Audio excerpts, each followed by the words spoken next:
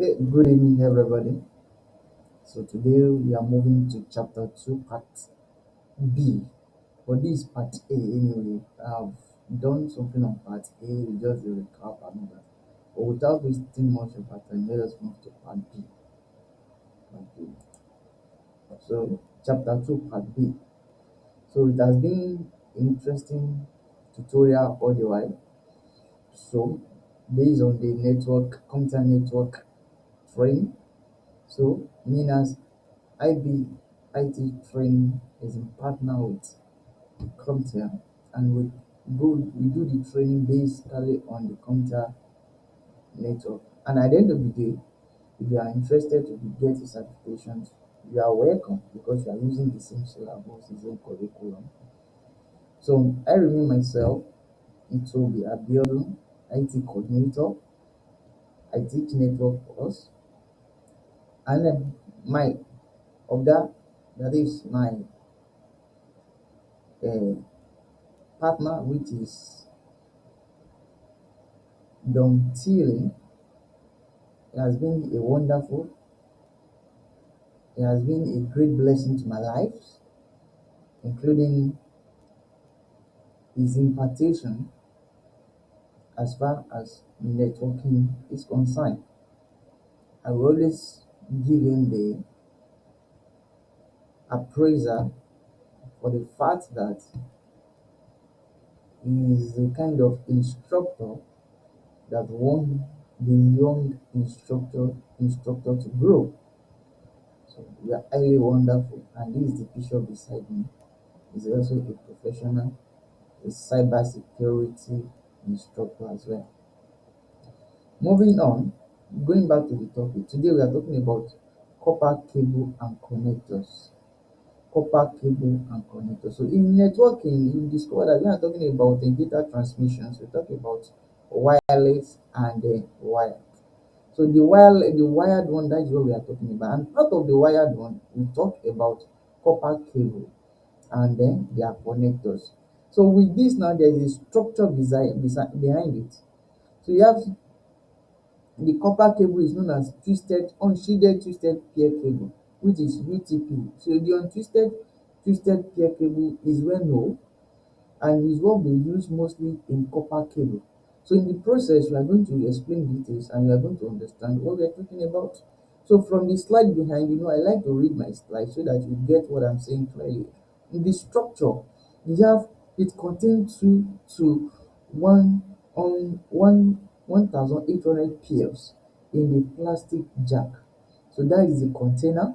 Now the interference, the minimum is what EMI protections. So it has a little protection on this. It had a shade at the back. Usage. Now where is it used? Popularly for local area network because it is cost effective. So now they only make use of it in local area network, which is LAN. Now category is being categorized under what? Cat 5, which contain 1 gigabyte per second, and cat 6. From cat 6 and the advanced one, you can able to transmit data within 10 gigabytes per seconds.